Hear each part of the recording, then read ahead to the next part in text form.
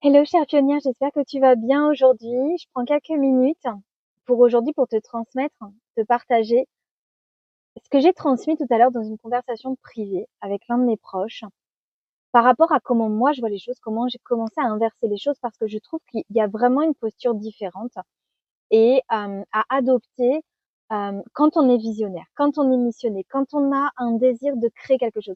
Je veux dire, peut-être que tout le monde n'est pas appelé à être entrepreneur, mais si tu me regardes, c'est forcément que il y a quelque chose à l'intérieur de toi que tu as envie d'aller exprimer au monde. Mais je parlais tout à l'heure de ça en disant que, ok, t'es peut-être pas une vision de vouloir être coach ou de vouloir utiliser les réseaux sociaux, etc. Mais si à l'intérieur de toi, il y a un appel, il y a un mouvement, c'est que forcément, tu es missionné de ça. Sinon, tu ne le vivrais pas, sinon tu ne le ressentirais pas, sinon ça serait pas, tu sais, en mouvement à l'intérieur de toi, en train de ressasser dans ta tête et puis d'être toujours présent. Et justement, on parlait de ça et puis il me disait que il sait pas comment mettre ça en place, que ça lui paraît juste improbable, que bref, c'était comme hyper confus et en même temps il sent l'appel et en même temps il se dit mais comment je peux mettre ça dans la matière? Et là je lui ai dit mais tu prends les choses à l'envers.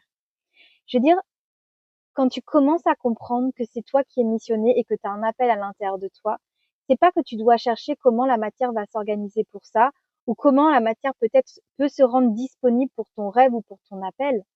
C'est que toi, tu dois prendre conscience que c'est toi qui es la source et à travers le fait que tu conscientises ce message, que tu conscientises cet appel, que tu te reconnais comme étant l'élu de ce message, alors la matière s'organisera pour donner naissance à ce qu'il y a à l'intérieur de toi et non l'inverse. Parce que si tu attends que la matière s'organise, si tu regardes autour de toi pour trouver les solutions, pour trouver les vérités, pour voir si c'est possible de le faire, franchement, il y a 10 millions de raisons que tu ne puisses pas le mettre en place parce qu'il y aura toujours des, ton esprit, et puis la façon dont tu vas observer les choses donnera toujours raison à tes peurs, donnera toujours raison aux obstacles, donnera toujours raison à ce qui n'est pas disponible pour toi ou à ce qui semble être compliqué de réaliser.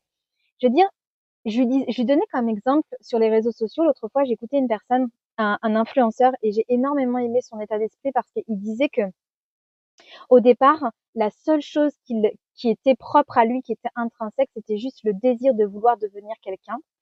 Et j'aime énormément cette prise de conscience parce qu'il savait déjà qu'il avait envie de devenir ce genre de personne, c'est-à-dire une personne avec de l'argent ou une personne où il avait envie de contribuer, une personne qui avait envie de faire un projet qui avait du sens, une personne qui avait envie, juste le désir de ça.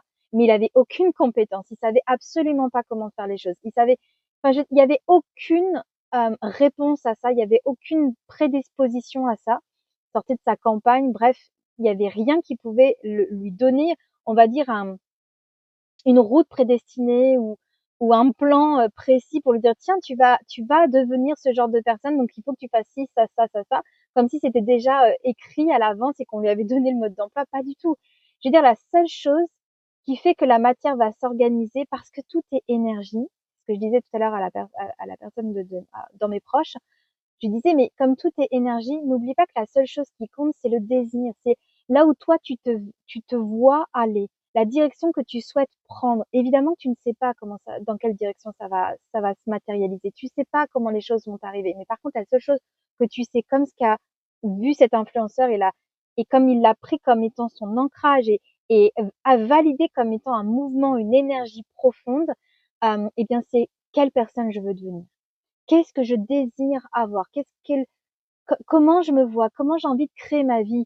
C'est quoi qui m'appelle? C'est quoi qui me donne envie? Je veux dire, ça part de là, c'est le socle. Et quand tu restes branché à ça, comme étant juste ta boussole, ce que je disais à mes proches tout à l'heure, reste branché à ça en fait. Ne cherche pas à regarder dans la matière qui peut se rendre disponible par rapport à ton rêve, parce que ça n'existe pas. Justement, si l'univers a mis ça à l'intérieur de toi, c'est que c'est à toi d'aller le créer, parce que ça n'existe pas encore. Et c'est comme ça qu'on ouvre des champs, c'est comme ça qu'on crée des choses juste incroyables. C'est comme ça que toutes les destinées et les succès arrivent, parce que c'est pas encore écrit. C'est écrit dans une ligne quantique, dans une ligne quantique, je vais y arriver, dans une ligne quantique parce que tu le ressens, et énergétiquement c'est déjà présent, mais c'est pas encore créé dans la matière. Donc, ne cherche pas autour de toi quand c'est déjà créé, parce que ça n'existe pas. Juste reconnais que tu l'es, pour ensuite donner l'information énergétique pour que ça puisse se créer. C'est tout. Et fais confiance à ça. Fais confiance à ça. Écoute-toi, reste branché à ça. Et c'est là où, véritablement, moi, que j'ai créé le shift. Je ne vois plus du tout la 3D de la même façon que la majorité des gens. Et c'est comme ça que les choses elles commencent à bouger.